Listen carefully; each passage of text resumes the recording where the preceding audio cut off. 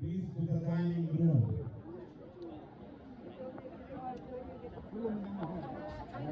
So, do you know Brian Lebanon?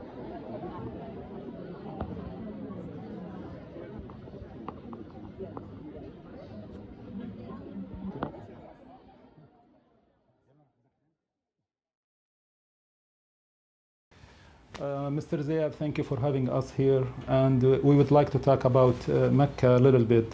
MECA is a non-profit organization. It was started 36 years ago. It was an initiative by two partners, Barbara Lubin and Howard Levine. They were entrusted to support the children in the Middle East, and especially in Palestine. And since that period, the organization, growing up, we were working in Palestine, we were working in Iraq during the sanction, supporting children rights there. We were working in Lebanon in different occasions. And right now we are working in Palestine, all over Palestine, and in Lebanon mostly. And since actually 2008, 2009, shifting our work, because we start focus to work in Gaza Strip mostly because they are The situation, people, maybe. yeah, Okay, they are more in need in Gaza Strip, and we have many projects in the ground. We are working in different fields. And for example, we do the relief, the aid, and when I speak about aid, medical support, medical shipments we used to transfer to Gaza Strip. We speak about food parcels, relief to support the communities. We build water systems, and this has become a huge project. This is our offices where we do our, of course, we have one of the famous things, we have the annual bazaar, and I will show you the card. We do it every year. We bring a lot of stuff from Palestine and products, mostly from cooperatives, women organizations, or books and ceramic like this. I will show you more, or sometimes foods like this is the majdoul. It's sorry, no problem. It's balah from the date from Palestine. They bring it. Some Yeah. stores bought made in Israel. No, but this is we know, we track, we have our stuff in the ground. They do. This is olive oil from there too. And this is from local Palestinian there. They produce the soap, the shampoo, all these And kind of stuff. all of the sales goes to The profit, Yeah, the first profit. we want to support the economy there. And the profit go back as a project to support women project, children project, whatever we can do. And sometimes people, they are supporting, like this is the dress donated. This is amazing dress actually. And it's maybe over 120 years old. I want to talk about the sources that you rely on. MECA relying on some kind of sources. Like where is these sources comes from, especially financially sources. Yeah, actually we are in a unique position as an organization because we are not typical non-profit where you receive, like for example, a grant from governments or from big foundations. Most of our donors, they are individuals. Our fundraising base is they are people, individuals. So some of them, they send you a check with $5, $10. Some people, they send you a check with $10,000. Yeah. So the majority of our donation coming to MECA is coming from people as individuals. This is it. This is something like give us more flexibility as an organization. You are not dependent on a government or dependent on certain kind of the foundations. And this is give us more freedom to choose with whom and how to work in the ground in our fields in Palestine or in Lebanon. Most of our donors, they are from United States, and they are coming from different backgrounds. When I say different backgrounds, they are from Muslims backgrounds, Jewish, Christian, atheists. They are different backgrounds. And we have many international donors coming from different countries, including some of them from Arab countries too, where they can donate to us. Say all the time, Gaza Strip expose the world, that, the international community, the United Nations or the governments, that they don't value the lives of Palestinian people. But at the same time, Gaza Strip actually expand the solidarity movement with Palestine. Where you So see, you got more fund lately because of the war happening? yes, I This can is, say yes. More funds. People, they are watching what's going on in Gaza. They are witnessing what's going on in Gaza. What's the percentage, like, like the increases during the last year, since, we witnessing, like, almost 1 year? I can say that the funds came to us. It's actually doubled and sometimes Doubled. tripled. Yeah, Wow, absolutely. yeah. And because our focus become on relief to support the people to survive in the ground. This is something we've reduced it recently, where this is something like artists in the United States, a calendar, where you see many famous artists in solidarity with Palestine. They do ceasefire, and of course the profit it goes to and some of them Palestinian artists, some of them they are really famous artists here, and for example the profit goes back to the project. This is how we fundraise sometimes. And it sprays awareness and awareness issues. And about culture issue. This is something we reduced it immediately to the community. We give it to them. They put it in their windows, in their cars, and in their houses, in their windows, where you give it to the community. This is some of where we try to. The people, they can, wherever they are going, they are protesting and showing solidarity with Palestine. I want to show you more stuff here. There is a book we published about the child view from Gaza. This is the exhibition, all the story of the exhibition and all the painting of the children, all the story and how we did that. And now many people, they take this book and how they fight back the Zionists when they try to shut them down. Yeah. I can keep this. Yeah, this is for you. Thank you so much. Yeah. And this is, for example, she is the donor, the founder of the organization, Barbara Lubin. Yeah. This is when we celebrate 30 years. Where is she from?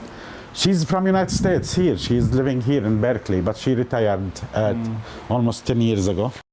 The public opinion, we talked about it like lately, like, it's changing and people started to be more aware about the issues of Palestine. We developed our tools to reach out to the community, and by having the social media and the people, they are in the United States, they are not dependent on the corporate media or mass media in the United States. They have their own resources. The second thing, people, they take their own initiatives. They are witnessing what's going on in Gaza. And this is from the first 2-3 weeks of the beginning of the genocide in Gaza, where you can see that the initiative is coming from the community and people start to respond. We want to help. What can you do as MECA on the ground? And of course, we can show the people what we are doing in the ground. And you can see that the donation is coming in on the way that the community try to do something, and they are very sincere about this kind of support to the Palestinian community. I can say it's become a huge shift, and you can see different backgrounds involved in this, different generations. Because MECA is like 36 years. You have a generation, they grew up like with MECA, but now you can see more the involvement of young generation in both ways, where they donate or they organize activities to raise funds for Gaza and for the people of Palestine. And this is when we say that when the solidarity movement expand in the streets, the people, they take the street, they protest, and you see tens of thousands of people, it reflects itself in the other side, that the solidarity is coming in both ways. The people, they take actions in the ground to stop this genocide. At the same time, they try to help the people to share what they have with the people in Gaza so they can survive. And there is other issue, like I can say that the shift in the work, the people, they start understand. We as MECA, we don't work as a charitable organization. We work as a solidarity organization. And there's a big difference between charity and solidarity. And the people, they value this and they respect this, because solidarity, you stand with the people with their struggle, with their rights, and help them to survive in dignity. because the respect of the people, dignity in the ground, this is one of the most important things. And this is the people become aware of that, because like for example, the donor, they are not asking about pictures for children standing in lines to receive food. They care that these children get the food more than photos about children, they are eating food. And for me as a Palestinian, I am a Palestinian refugee. I grew up in a refugee camp, and I used to stand in line like many other refugees in refugee camps in the front of United Nations lines. Every day you stand in that line to get the food from United Nations. And sometimes you have these international people and taking photos for you. Look, these poor people. We don't do that. We have a respect.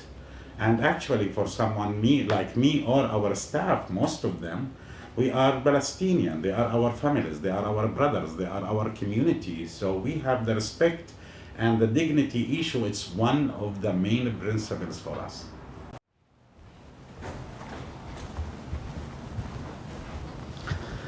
People united. We are coming here, Christy. Are you showing around? Yeah. Hello. Hi, how are you? Good, thanks. How are My you? colleague Christy. Can we take a tour? And this is the stuff arrived from Palestine. We here and back, and we put the price. And this is we are preparing for the bazaar. You see, this is from Hebron. You can join us, by the way. This is from Hebron. Some of it from Jerusalem. Some of the stuff here from Hebron, and this is. So you import? We import this. You see all these boxes. You have pallets coming from Palestine. They ship it here, unpack it, organize it, put the prices, and in the bazaar we sell it. At the same time, we have shop online, Shop Palestine. People they can order everywhere, like from anywhere in the world, and we can ship it to them. I'm amazed, like, you know, is it easy, like, you know, with these situations, like, you know, the border, like, you know. It's not easy. It's not. It's not easy. And the sad part, sometimes you want to send the things through Israel. Because nothing you can leave. You cannot send it through Jordan. It's not something easy. This is one of the challenges. But for 20 years we are doing this. And the bazaar, it was in the beginning like few things and become more Palestinian cultural day. Every year, now it's the 20th year. Last year it was the biggest. You have thousands of people in the line up in the streets to come in, because usually we do it here. Now we are renting another big place because the people, they want to be in solidarity. And we do it in November because it's before Christmas. So the people, they can buy their own gifts. They can support Palestine, buy their own gifts to their families as a tradition in the United States. Before Christmas, they can buy the stuff and give it to but at the same time support the Palestinian. And people in Hebron, like the glass factories in Hebron, they are facing a huge challenge. Like in Jerusalem, because no tourism, the Palestinian tourist shops inside Jerusalem, all Jerusalem, they are not able, because the people from West Bank not able, they are not allowed to go there. So we try to support them, and we make some profit, and the profit go back to the projects, support the project. What's the most obstacles MECA face? The major obstacle we face it right now is the working with Palestine. It's not easy work.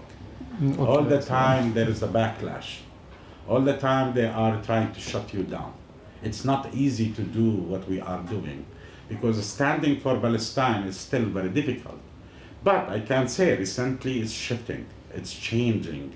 You see the base, the community, how they respond to for example, whatever we are organizing events or whatever we are doing as MECA to raise funds, the community respond very quick, and they are really very sincere about the supporting Palestine. But sometimes you have the Zionist backlash on us. And you experienced something? Yeah, I remember we had this famous exhibition for children from Gaza, and it was during the attack on Gaza. And the children, we had a rehabilitation project for children where we try use arts for children to heal from what they went through and to express themselves. And the children started drawing. And most of these children, they were drawing something reflect their daily life, about tanks, about the air force. So what we tried to make an exhibition to the people to try to learn. And there is the children museum, Auckland Children Museum. It's a museum for children. And we reached out to them and they said, yes, we can have the exhibition. And we worked very hard in Gaza and to get the exhibition outside and to frame it. And 2 weeks before we announced when is the opening of the exhibition, 2 weeks before the exhibition, they came to us and they canceled. They canceled because there were huge pressure on their board from the donors, which they are pro-Israel and the Zionists, and they canceled the exhibition. And we were shocked by this, and we were insisting we are going to do the exhibition. We worked very hard, and these children, they have the right for the American people to witness and to learn more about the reality of Palestinian children on the ground. So we were back and forth with the museum. They insist they will cancel. We decided that we will do the opening the same day. We put the frame of all the bands of the children, we make it bigger, and we did it in the protest in the front of the museum. We carry all the exhibitions, and it was shocking how the community, they responds. The community came, hundreds of people, they came, and we had the exhibition, and we rented a gallery near the museum for 2 months. And this exhibition, we had the exhibition there in a private gallery, and we used it, and after that it's become very famous exhibition. And still it's touring sometimes. If you go to the Palestinian Museum in Connecticut, you will have the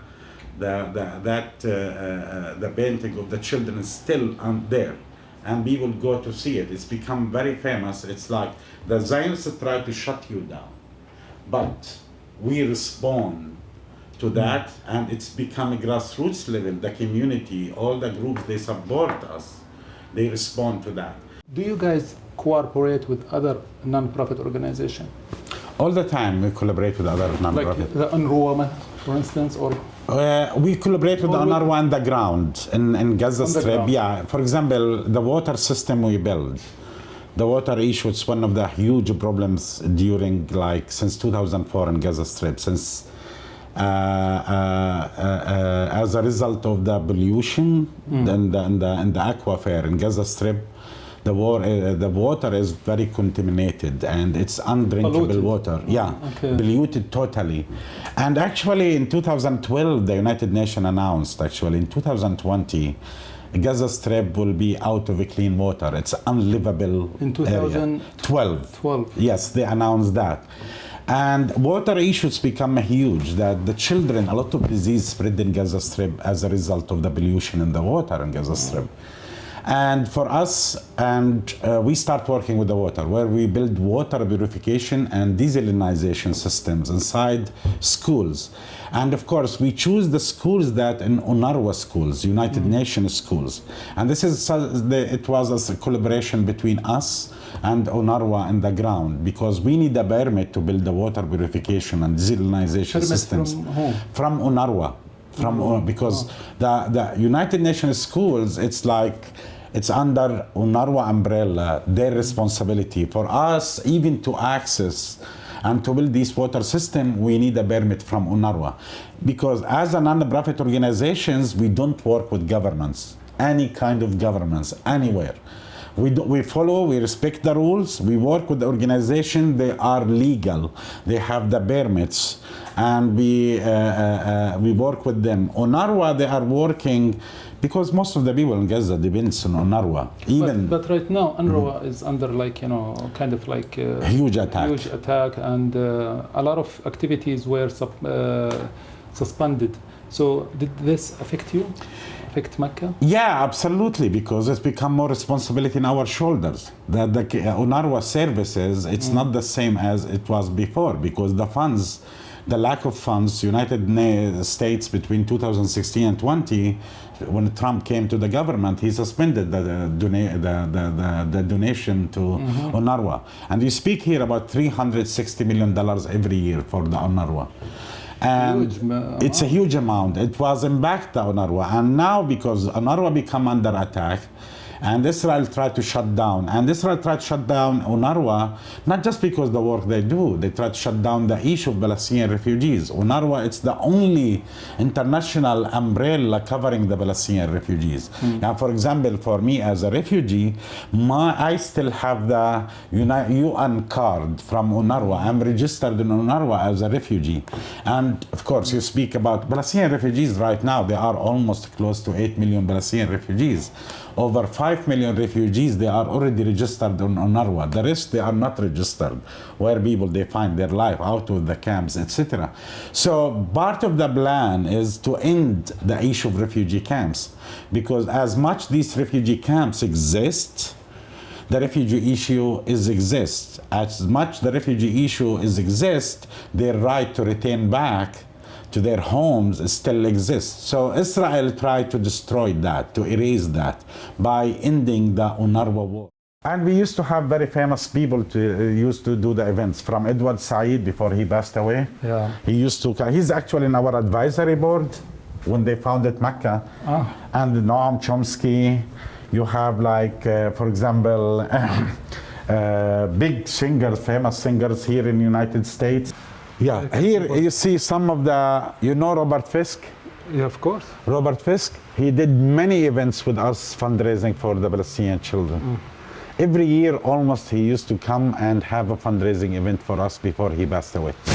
And you have Howard Zinn, he's a famous, actually, critical thinker, we call him, about the hysteria in the United States.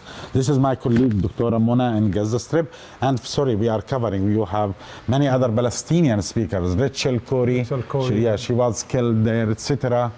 And of course, you have some Faris Auda, of course, here. And you have the Native American, we do together events.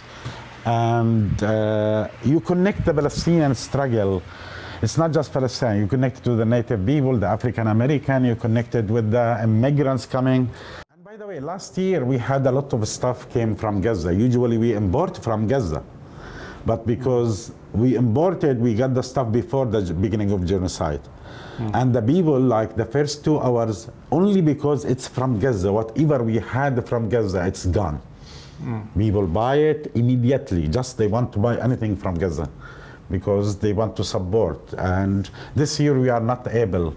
We support many organizations in Gaza. They produce this kind of stuff like we have coming from Gaza, but this year we are not able to do. And it's not just we sell the piece. It's not just we are selling. We tell the story of that.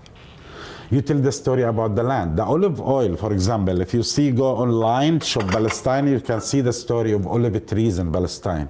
You educate the people about how Israel, how many olive trees kill, how they uproot the trees, how they confiscate the land. It's a symbol of It's a symbol. You educate the people through that work. And here you have the Palestinian dresses, different kind.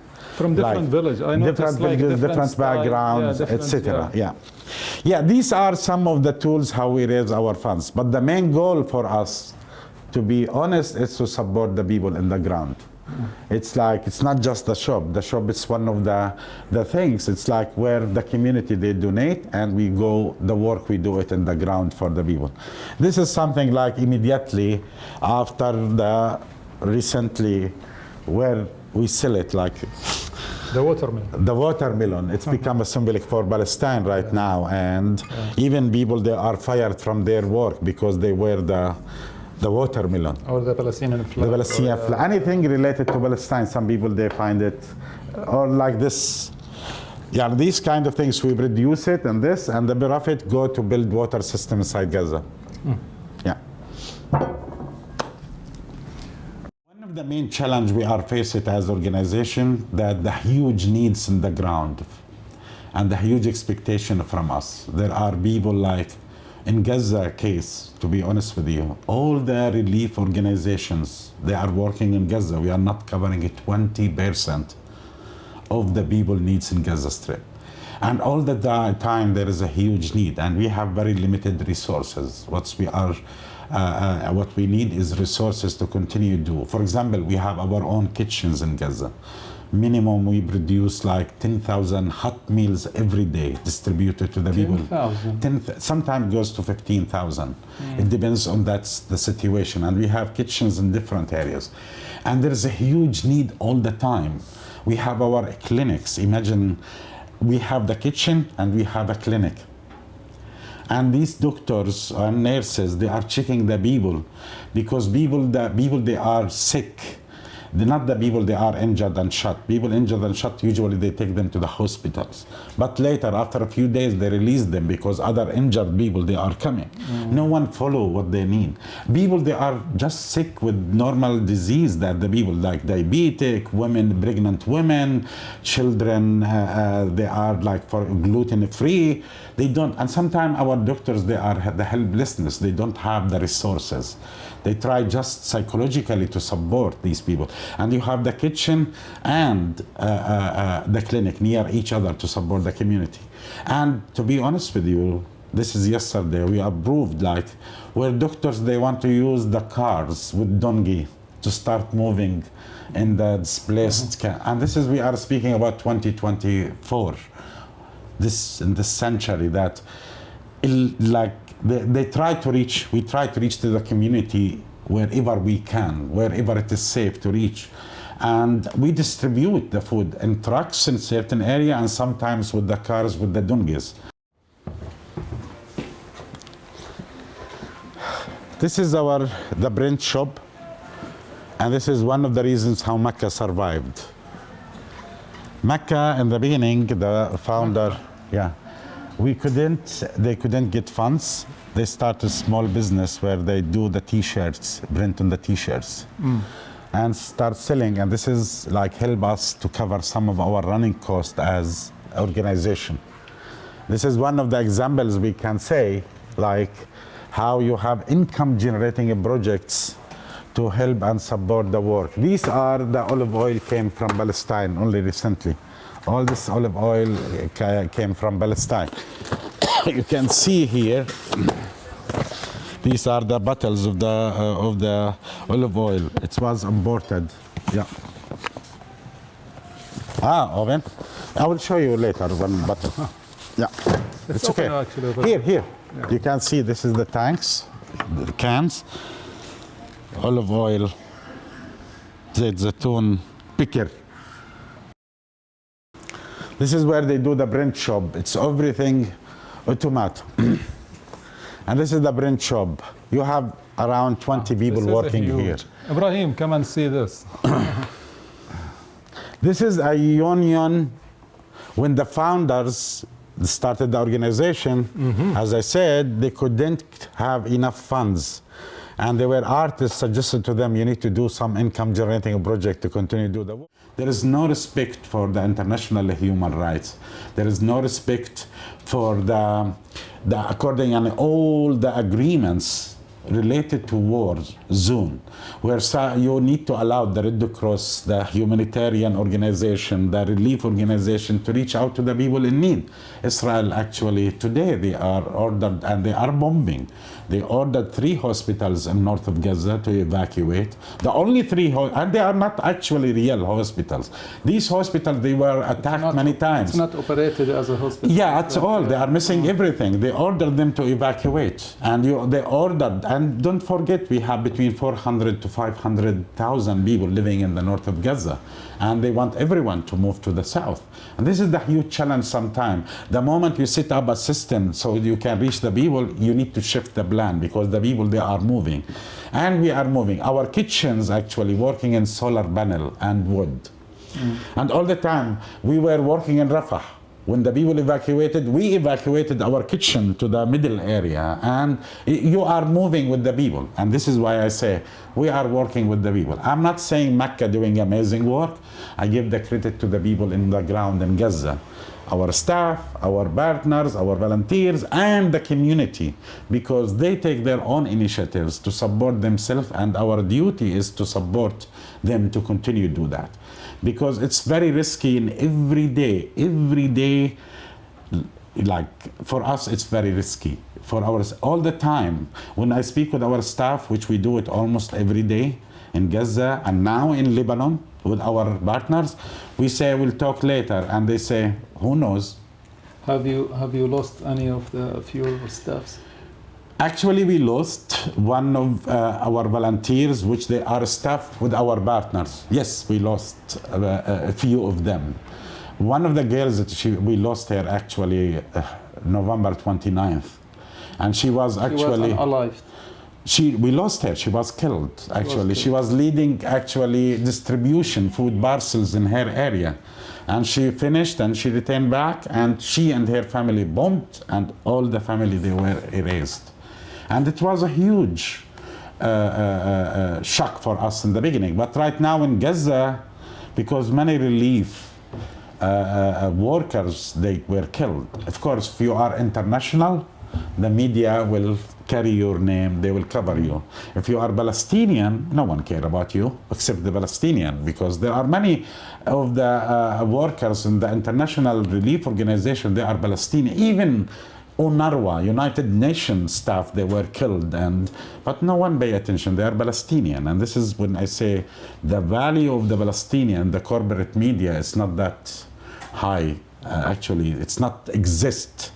But if you are like what we saw with the World Center Kitchen, when they assassinated like 6 international and 1 Palestinian, were all over the world. They care about that, which is good that the world they pay attention. Because they are foreigners, you think? Yeah. They are foreigners, but for the Palestinian workers, no one pay attention. Our part is in our work as MECA. It's not just send relief and funds and donation.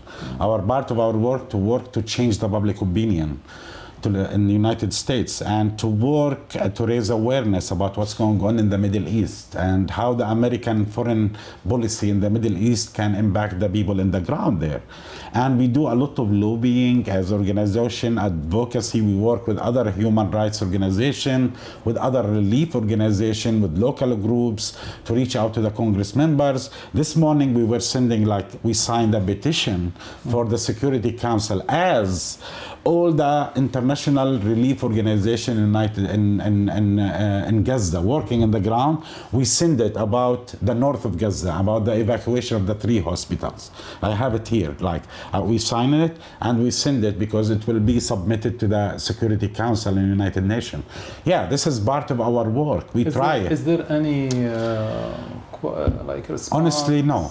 Because how we measure the success, we measure it by stop the genocide, by allow the medicine to get, or the relief and the medical stuff to get to Gaza. There is success in other way, where you see some Congress members, they are coming, calling for ceasefire, calling for stop genocide, calling for stop arming Israel, calling for that. And this is amazing, this is good. You never thought that you will have this number of Congress members, they will come to stand. Even we invite Congress member like Rashida Tlaib, she came and she did the fundraising event for Gaza, for us. And we have other people, they are taking the stand. This is part of our work. This is our, what we call it, we try to take from here, support the people in the ground, and take from there all the information and what's going on to educate and raise awareness to the people here. At the same time, do the advocacy work where we try to educate even the Congress members, because they are not aware what's going on in Palestine. But sadly, still, the majority of the politicians in the United States, still, they are standing with Israel more than the Palestinians. It will take some time, but eventually, someday it will change. Do you think because of the location in Berkeley here, the Bay Area is very liberal, provocative. Does this help you? In the past, I can say yes, but even if Berkeley is liberal, when the moment comes to Palestine, it's different. Conservative. They become conservative. I was shocked. There is nothing wrong to be conservative. But conservative pro-Israel, they show up. They are liberal. They are, everything is about social justice, freedom, justice issues, etc. But when you raise the issue of Palestine, it's become, because people, they hide behind the justice issue. Palestine is for them because the So Zionists, they're more influence. So the Bay Area is not like the hippies. There is a history. For example, No, Berkeley they were City. like against the Vietnam War. Yes, it was started here. Yeah, it started here. You know. And the BDS movement against the apartheid system in South Africa started here. Berkeley, the first city. But Berkeley is not the first city to boycott Israel or to call for ceasefire. Right now, Yeah. No, actually, Richmond City. Richmond, which is not far from here, it was the first city in the United States to call for ceasefire. And this is the sometimes you see the discrimination when it comes to the Palestinian. Because Palestine, they pull back. They are worried about the voters, the pro-Israeli voters, yeah. the donors. The donors and the supporters and etc. And everywhere in the United States, I know, and people look at Berkeley, yeah, we have our own challenges with the Zionists. But I can say that among the new generation, even among Jewish communities, the young generation with Palestine, it's spreading, it's moving very fast. This is the piece of art actually in a big wall in the Hesha refugee camp in Beit Lahem. A huge wall, and it's colored. I will show you one of the photos. But this is something, actually, it's the artists, two artists here from United States, Just Sances and Lucia Pablo, they took it from Ismail Shammout work, the famous Palestinian artist actually, which reflect, you can see here, the Palestinian culture and the Palestinian struggle, Makluba. You can see the Makluba here. You can see the Mahshi and all of this. And of course, the Palestinian culture. You can see the wall and Jerusalem behind, Palestinian dresses. And of course, here is the key, the most important bus. But this piece, it's in a big wall in the refugee camp there. The singer, the famous singer. Marcel Khalifa, which he actually came twice or three before I come here. And he raised funds for the children of Palestine. He did big events here. And when Marcel usually comes, you speak about thousands of people, they are coming to his event. Jewish Voice for Peace is like one of our partners here. So they are standing with Palestine. It's amazing, like when you see the Jewish Voice for Peace, IJN, the Anti-Zionist Network, here, Jewish Anti-Zionist Network. They are based here too. They are standing and supporting Palestine. They support Gaza. These organizations, they are taking strongest stand, and they are. The problem here is who is speaking on behalf of Jewish people, they are not really represent the Jewish people. Because Jewish people, there are groups, they are supporting Israel, and there are groups really against Israel and against what Israel is doing and standing in solidarity with Palestine. But the corporate media doesn't take their voice but on the ground, yeah, they are well known. Amazing job. It's beautiful. We covered mostly everything. Yeah, great. Thank you so much. Thank you. And thank you so much. I really appreciate this time you give us, and for sure we're going to meet again. Thank you so much. I appreciate what you do. Thank you. Thank you.